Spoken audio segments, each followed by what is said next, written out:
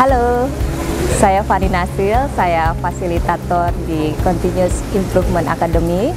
Saya sudah bergabung dengan Cia dari tahun 2019 dan banyak sekali pengalaman yang saya dapatkan. Karena sebelumnya saya belum pernah jadi fasilitator, Cia adalah tempat saya belajar menjadi fasilitator. Apa saja yang dipelajari? Banyak banget. Karena latar belakang Cia ini konsultan pelatihan sumber daya manusia yang basisnya banyak berhubungan dengan hal-hal teknis di manufaktur. Padahal latar belakang saya sebagai anak sastra dan anak komunikasi butuh kerja keras untuk bisa beradaptasi. Contohnya, saya harus mampu dengan cepat memahami kerja sebuah plan atau pembangkit tenaga listrik dan lain-lain, dan itu sangat luar biasa. Apa saja yang harus saya persiapkan ketika akan menjadi fasilitator? Nah, secara umum basic ya, perempuan biasanya saya mempersiapkan baju apa yang akan saya pakai. Lalu kedua, saya harus tahu materi apa yang akan disampaikan oleh narasumber. Dan ketiga adalah audiensnya. Dan terakhir, goals dari pelatihannya sendiri. Nah, sampai di venue biasanya saya akan mempersiapkan area yang akan dipakai. Area trainingnya apakah sudah siap, bentuk trainingnya seperti apa, lalu setting tempatnya seperti apa, dan apa yang diinginkan oleh narasumber dari training tersebut. Tantangan kerja di Cia banyak sih, tapi tantangannya menarik semua karena menuntut saya harus belajar. Seperti tadi saya ucapkan, sebagai anak sosial saya harus belajar jadi anak sains yang belajar dari nol, materi-materi training yang disampaikan oleh narasumber yang rata-rata latar belakangnya orang teknis. Tantangan terbesar. Yang lain sih chill.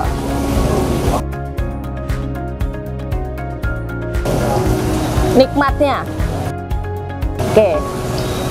Nikmatnya kerja di Cia, banyak jalan-jalan, banyak makan, dan banyak ketemu orang pastinya. Latar belakangnya berbeda. Buat orang seperti saya yang mungkin senang bersosialisasi, itu heaven banget karena bisa ketemu banyak orang dan belajar.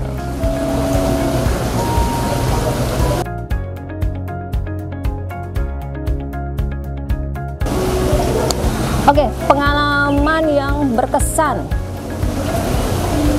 harus ngasih ice breaking. Dan audiensnya banyaknya laki-laki, jadi bisa dibayangkan harus membawakan satu kelas yang isinya laki-laki dan menghidupkan suasana mereka. Mereka kan nggak suka ya permainan-permainan seperti perempuan yang perempuan sukai seperti acak kata atau apa, lebih suka ke aktivitas yang lebih fisik. Pertama kali buat saya grogi banget, tapi sekarang udah nggak jadi masalah.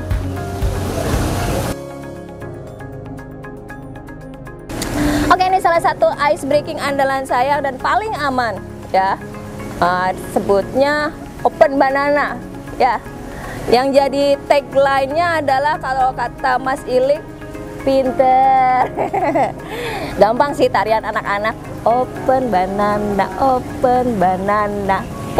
banana, cut banana, shake shake, banana drink, banana. Banana. Nah, itu ice breaking yang biasanya saya pakai ketika membuka suatu training karena akan memaksa peserta training untuk bergerak dan untuk berkonsentrasi sehingga siap untuk menerima materi training. Sip.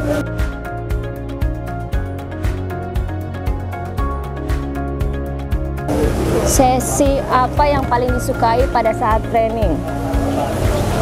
Sesi break dan makan siang. Karena setiap tempat punya ciri khas masing-masing.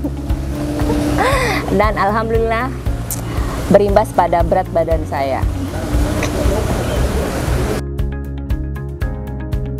Iya, sama jalan-jalan makan malam. Enak banget. Minimal kebetulan kliennya Cia itu banyak di luar Jakarta dan Bandung, jadi kita sekalian jalan-jalan. bekerja sambil bermain, ora eludens, seperti itu.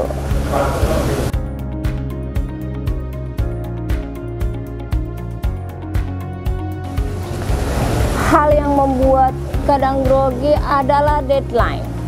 Karena di CIA itu nggak cuma menyediakan jasa training, kita juga menyediakan jasa pendampingan penulisan makalah. Dan kebetulan di situ saya sebagai editor.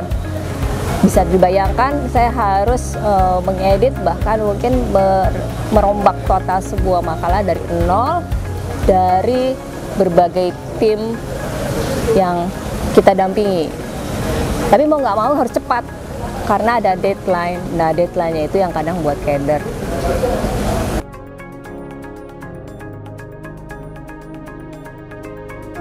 Kadang begitu, kalau misalnya datang ke tempat kita istirahat atau hotel, ya bisa tidur langsung, tapi ya kadang harus kerja lagi untuk mempersiapkan besoknya.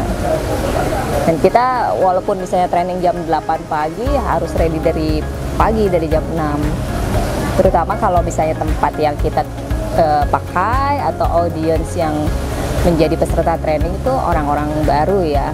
Itu kita harus tahu dulu seperti apa kondisinya.